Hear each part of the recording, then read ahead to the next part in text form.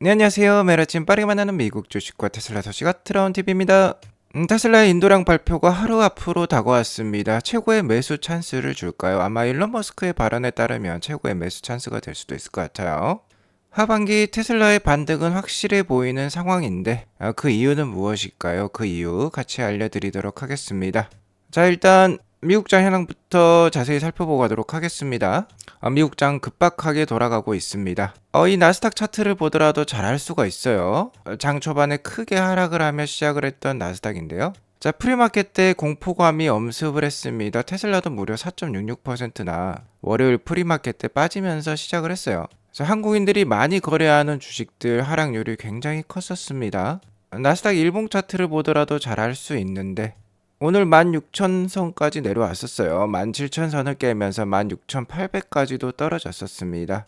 거의 작년 9월달 저점까지도 내려왔었어요. 장 초반 기술주 투매 현상이 벌어지곤 했는데요. 아무래도 트럼프 정부발 상호관세 부과가 4월 2일로 코앞으로 다가왔죠. 주식시장은 불확실성을 가장 싫어하기 때문에 실제로 이 상호관세가 부과가 되는 시점보다 그 전이라고 할 수 있는 3월 31일, 4월 1일이 더욱더 변동성이 심할 수 있습니다. 그러한 모습이 오늘 장에 나왔다라고 볼 수 있겠고요. 다만 나스닥 일봉 차트를 보더라도 다행인 점이 장 막판에 저가 매수세가 굉장히 강력하게 유입이 되면서 오늘 좋은 양봉이 나왔다라는 점이 되겠어요. 자, 이렇게 생각해 볼 수 있죠. 개인 투자자들에게 장 초반과 프리마켓 때 잔뜩 겁을 주고요. 투매를 만들어낸 다음에 저가에 매수를 해가는 뭐 큰 세력들의 저가 매수 전략이라고도 볼 수 있겠어요. 금일 S&P 500 지수를 구성하는 종목들을 보면 녹색이 더 많습니다.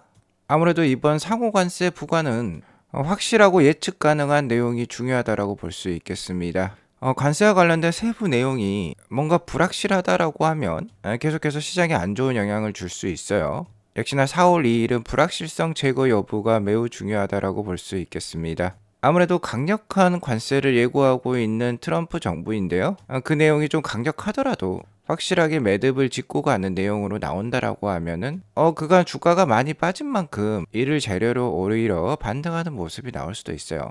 어쨌든 중요한 점은 6월부터는 금리 인하가 시작될 수 있다라는 점이 되겠습니다. 그렇게 되면 아무래도 4, 5월까지는 트럼프 정부발 관세 내러티브가 강력하게 뭐 작용을 할 수 있겠지만 6월 달부터 금리 인하에 돌입을 한다라고 하면은 시장의 관심은 오히려 금리 인하에 더 쏠릴 거예요. 현재 6월 달 인하 확률은 77% 정도의 가능성을 보이고 있고 연준은 올해 2차례 인하를 시사를 하고 있지만 시장은 3차례까지도 바라보고 있습니다. 그리고 최근 주가가 떨어지면 떨어질수록 이 확률은 더욱더 올라가고 있는데요. 전주 확률은 세 번째 인하 시기가 12월 달로 나왔는데 오늘 새벽에 확인해 본 결과 세 번째 인하 확률이 지금 10월 달까지 또 앞당겨지는 모습입니다. 이러한 모습을 봤을 때 미국장이나 테슬라나 올해는 상저하고의 모습이 좀 점쳐지는 대목이라고 볼 수 있겠어요. 자, 어려운 장이 지속이 되고 있습니다만 이렇게 하락이 있어야지 더욱더 수익률이 큰 것입니다. 대부분 투자자들은 이렇게 평탄한 길을 계속해서 오르는 것을 투자라고 생각할 수 있겠지만 주식 투자는 이런 모습이 아니라 아래 차트와 같은 모습을 많이 보이죠. 단기 고점에 사더라도 장기 투자를 할 수 있다라고 하면은 어쨌든 마지막에는 수익을 보게 되어 있어요. 그리고 그때그때 이렇게 폭락이 있기 마련입니다. 이렇게 폭락 구간에 매수를 할 수 있다라고 하면은 전고점에서 샀을 때보다 더욱더 많은 수익을 올릴 수 있겠죠. 오히려 지금의 하락을 반갑게 맞이할 수 있는 그런 마인드로 주식 투자를 해나가야지 오랫동안 장기 투자해 나갈 수 있는 거예요. 4월 2일 그러니까 내일이 되겠죠. 한국 시간 기준으로. 내일은 미국장에도 중요한 상호관세 부과일입니다만 테슬라에게도 중요해요. 바로 그간 주가 하락의 주범이라고 볼 수 있는 1분기 인도량이 발표가 되기 때문이죠.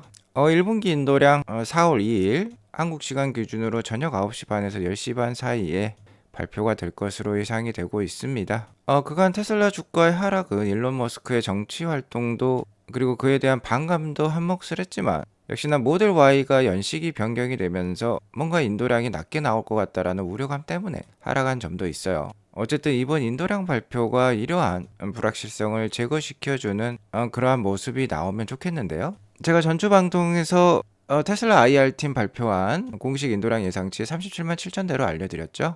생각보다 좀 컨센서스가 높게 나올 것 나온 것 같다라고 말씀을 드렸습니다. 왜냐하면 뭐 게리 블랙이라든지 트로이 테슬라이크라든지 이번 1분기 인도량 그렇게 높게 보고 있지 않아요. 약 한 36만 대 정도로 보고 있습니다. 그렇기 때문에 37만 7천 대로 발표가 되었더라도 일단 수면 밑에서 좀 보수적으로 생각하고 있는 기관 투자자들의 이번 1분기 목표량이 36만 대 이상일 수 있어요.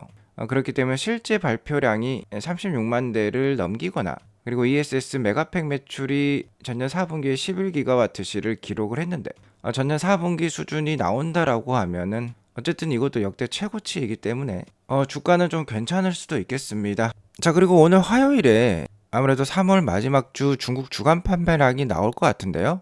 19,000대를 넘기면 일단 이번 1분기 인도량에 대해서 긍정적인 그런 분위기를 만들어낼 수도 있어요. 자, 1분기 전반적으로 인도량은 전년 1분기 38만 7천 대 대비 이렇게 낮게 나올 가능성이 높지만 그럼에도 불구하고 최근 중국 판매량 주간 판매량이 잘 나왔죠. 그리고 3월 마지막 주 중국 주간 판매량이 19,000대를 넘긴다라고 하면은 신규 모델 Y가 정말 잘 팔리고 있구나라는 분위기가 형성이 되면서 이번 1분기 인도량 발표를 잘 넘길 수도 있겠습니다. 자, 문제는 4월 2일이 정말 빅데이라는 거죠. 상호 관세 부과일과 테슬라의 1분기 인도량이 겹쳐버렸어요. 어쨌든 주가의 변동성이 심할 것이고 주가의 변동성이 심하다라는 건 주가의 단기적인 하락률도 크다라는 의미가 되겠죠. 하지만 중요한 거는 약속의 6월이 있다라는 것이 되겠습니다. 약속의 6월이 되면 테슬라 주가가 큰 반등을 보일 수도 있기 때문에 이번 인도량이라든지 상호관세 부과로 인해서 주가가 하락을 한다라고 하면은 테슬라 AI 모멘텀이 실현이 되기 전에 마지막 매수 찬스가 될 수도 있겠어요.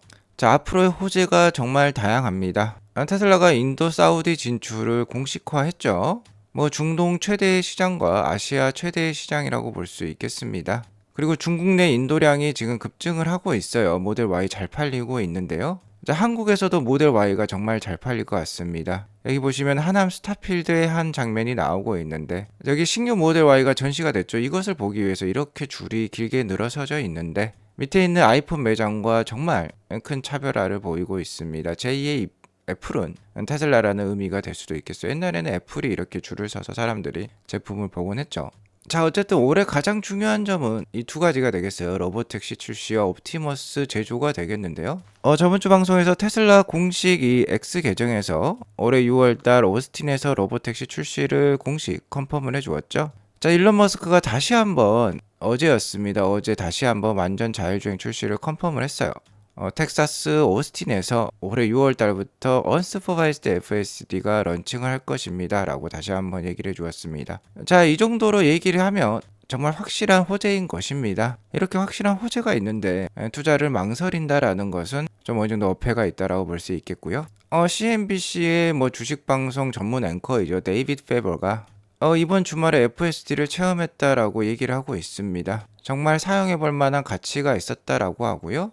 이러한 기술이 현실로 다가온 것에 좀 놀랐어요. 뉴욕에서 100마일 떨어진 곳, 뭐 한 160km 정도가 되겠죠. 굉장히 뭐 긴 거리라고도 볼 수 있겠는데 이 거리를 운전대를 한 번도 건드리지 않고 완전 자율주행을 성공했다라고 얘기를 하고 있습니다.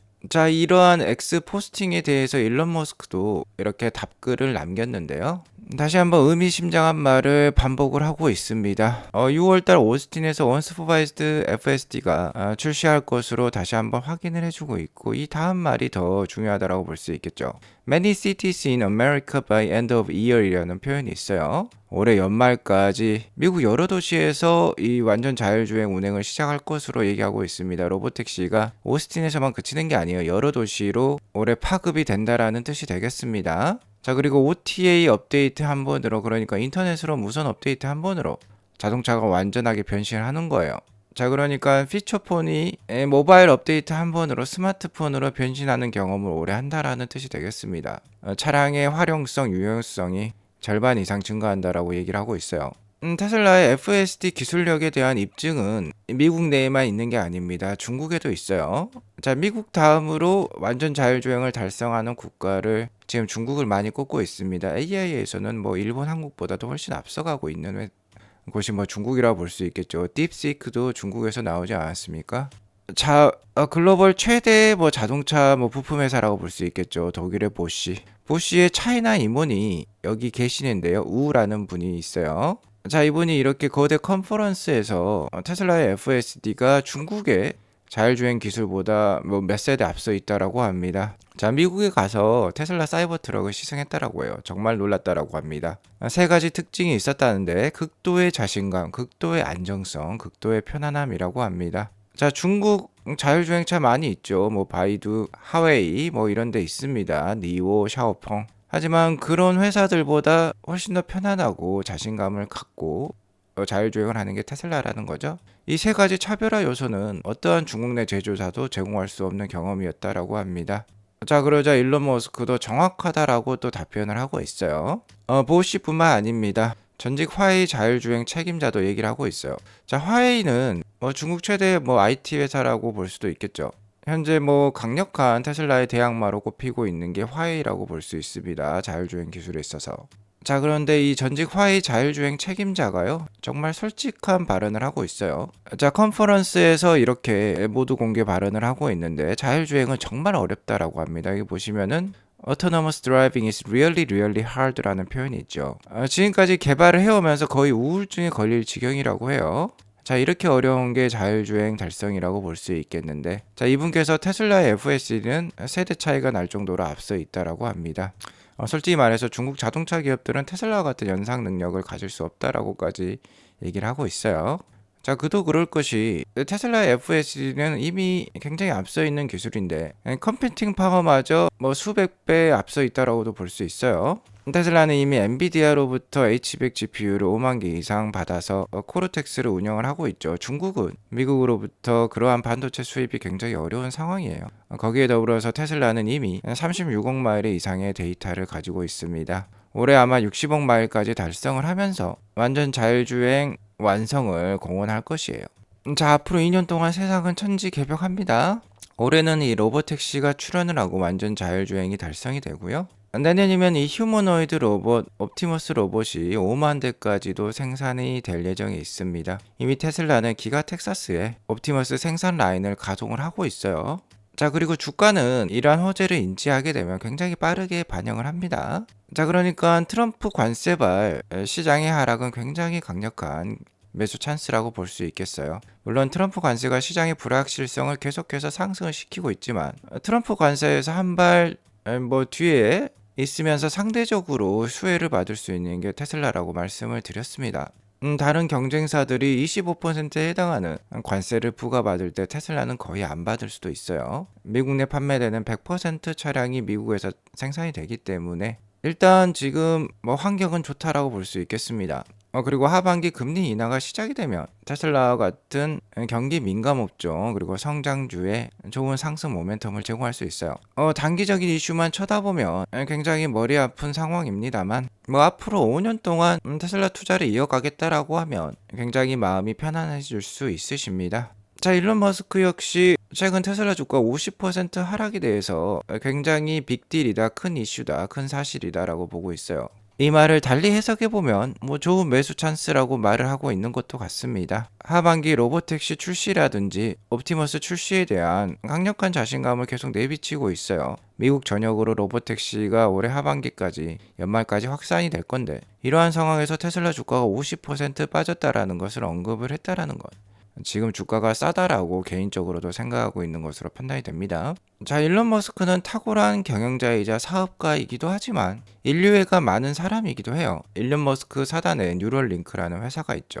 자, 이미 자동차도 비전 기술을 통해서 이 눈으로 지금 자율주행하는 세상이 왔어요. 자동차에도 눈이 생겼는데 인류에게도 새로운 눈이 생길 것 같습니다. 여기 보시면 인류의 새로운 눈이라고 볼 수 있는 인류의 뇌에 이식이 될 칩이 만들어져 있어요. 블라인드 사이트라는 건데 앞을 못 보는 사람들을 위해서 만든 칩이라고 보시면 됩니다. 이제 이 칩을 통해서 앞이 안 보이는 시각장애자들도 세상을 볼 수 있을 것 같아요. 자, 일론 머스크에 따르면 올해 연말에 이 칩을 실제로 인간 환자에게 이식할 계획이라고 합니다. 저는 이 제품이 얼마나 시장성이 있을지는 모르겠어요. 다만 굉장한 점은 어쨌든 인류가 겪을 수 있는 최대의 장애는 시각장애라고도 볼 수 있겠는데, 이 칩을 통해서 세상을 볼 수 있다라는 게 정말 대단한 것 같습니다. 인류애가 없으면 이런 제품들이 나올 수가 없겠죠. 일론 머스크에 따르면 초반에는 해상도가 좀 낮을 수 있다라고 해요. 근데 아마 시간이 지나면 지날수록 슈퍼 휴먼처럼 초인적인 시력을 가질 수 있다라고 합니다. 자, 이렇게 인류를 진심으로 생각하는 CEO가 경영하는 회사 투자할 필요가 있겠죠? 아트라운 TV와 함께 2030년까지 즐겁고 행복한 투자 이어나가시면 좋겠습니다. 오늘 이것으로 방송을 마치겠고요. 오늘 방송이 도움이 됐으면 구독과 좋아요 알람 설정 꼭 눌러주세요. 행복한 하루 보내시기 바라겠습니다. 감사합니다.